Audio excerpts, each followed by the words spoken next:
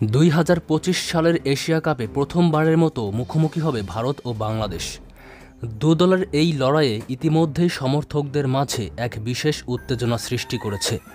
ভারত ঐতিহ্যগতভাবে ক্রিকেট শক্তিধর দল, তাদের দলে রয়েছে অভিজ্ঞ ব্যাটসম্যান ও বিশ্বসেরা বোলাররা। অন্যদিকে সাম্প্রতিক বছরগুলোতে বাংলাদেশ প্রমাণ করেছে যে তারা যে কোনো দলের জন্য বড় সমস্যা সৃষ্টি করতে পারে। বাংলাদেশের তরুণ ক্রিকেটাররা বর্তমানে দুর্দান্ত ফর্মে রয়েছে।